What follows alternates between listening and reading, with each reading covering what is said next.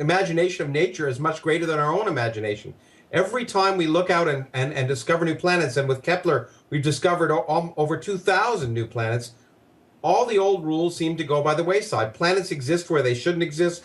Solar systems that we never imagined were possible are there. It indicates that basically almost anything that we can imagine is out there. And that's very good news because first of all, if we're looking for life elsewhere, the natural assumption was that most solar systems are like ours, with the rocky planets inside and the size of the Earth and the big giant gas giants outside. We've learned that that's not the rule. There are no rules, basically. Almost anything is possible. And for me, the fact that this rocky planet is 11 billion years old is probably the most exciting thing, because we didn't think rocky planets could form that early, because it takes a long time for the elements that now form you and I to build up. Every atom in your body and mind was inside stars that exploded, and it took a long time for those stars to create the iron and carbon and all the things that are important.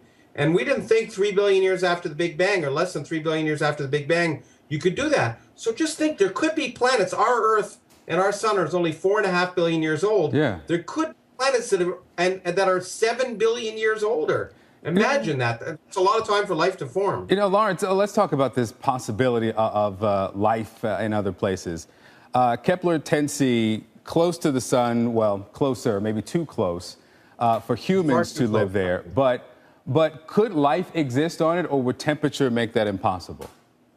Well, the temperature would make it impossible for life like we know it. And so, we don't know what kinds of life can exist in the universe. We're kind of like, there's a famous thing in science where we say we're like drunks coming out of a bar. You lose your keys. Where do you look for your keys? Underneath the lamppost. Why? Not because that's where you lost them, but that's the only place you're going to find them. So the first thing we do is think, well, let's look for planets like Earth with water about the same distance from a star like our sun, because we know that life can form because we're an example. But there could be lots more. We've discovered even on Earth, extremophiles, life seems to be quite robust and able to live in a huge number of different environments. So maybe there's exotic life on that planet. We don't know. All right, let's talk about this colorful view of the universe to date, one of the most that NASA unveiled. I mean, it is beautiful. Let's see if we can get that up here. But this one picture contains, as what you're looking at there, this is amazing, 10,000 galaxies. Wow.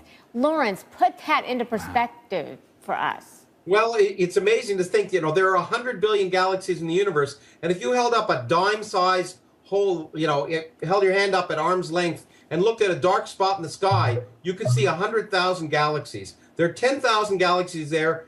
Each galaxy contains 100 billion stars.